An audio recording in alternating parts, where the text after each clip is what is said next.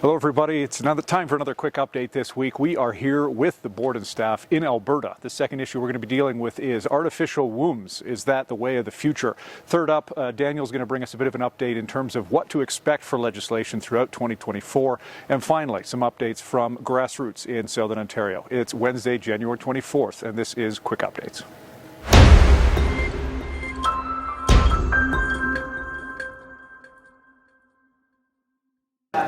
Hey everyone, it's Mike here, and as you can see behind me, there's a lot of people here. In fact, it's the entire ARPA team.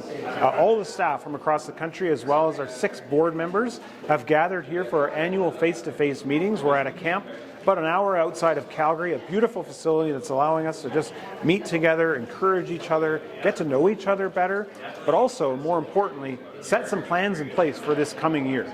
Now we know that man can plan all he wants, and it's God who guides and directs our steps. But he also asks us to be good stewards of all that he has blessed us with. And this past year, you have been a part of ensuring that ARPA Canada can not only continue, but can grow as an organization. And we so thank you for your financial contributions, for your prayers, for the work that you do alongside us, whether with chapters or with clubs or just as an average Christian who wants to get involved in politics. We thank you. We thank you for your support.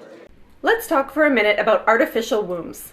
Maybe, likely in fact, it's something you haven't given much thought to, but the Vancouver Sun recently ran an article about the development of artificial wombs and how they've been testing them with fetal lambs. Now, when asked about using the biobag for full-term human gestation, fetal surgeon and lead developer Alan Flake said it was never intended to be, will never be, and it's just not likely to happen, that we would gestate human babies entirely outside the human uterus. But will never be and not likely are two very different things.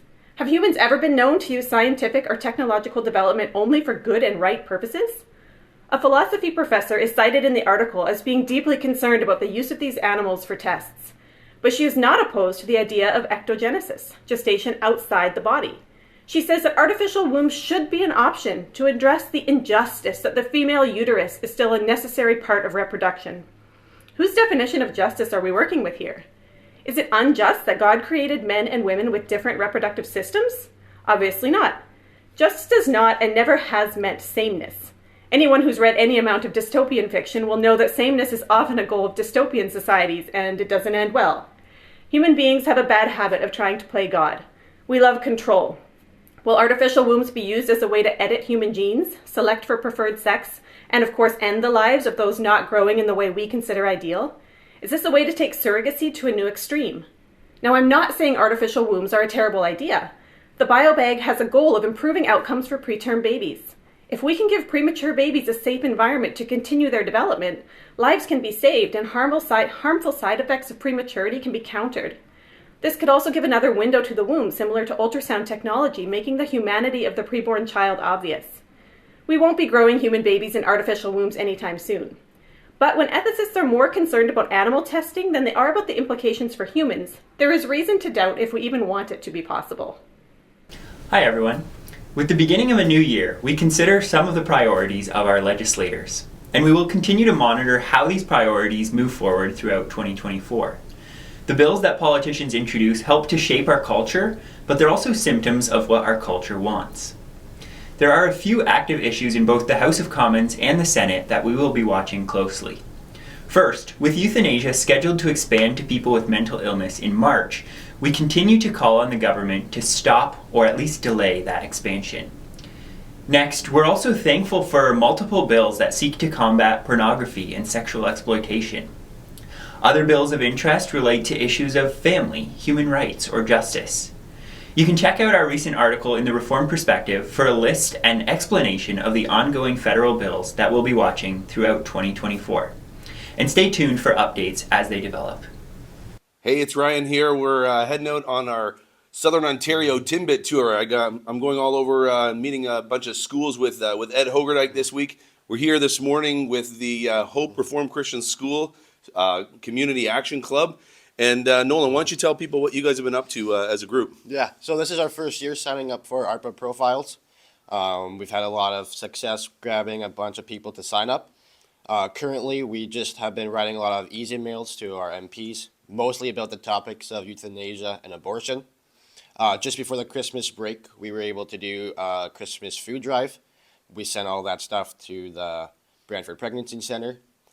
In the future, we plan to do a flag display for Care Not Kill and the abortion to raise awareness for that. We also plan on doing a bunch of other stuff, like we look at March 21 and the World Down Syndrome Day. And yeah, we just look forward to doing a whole lot more stuff in our community in the future. Thanks a lot, Nolan. I appreciate being here with the Hope Reformed Christian School Community Action Group. Also, maybe check out Nolan Slotograss' Wikipedia page. It's supposed to be pretty great. Yes, sir.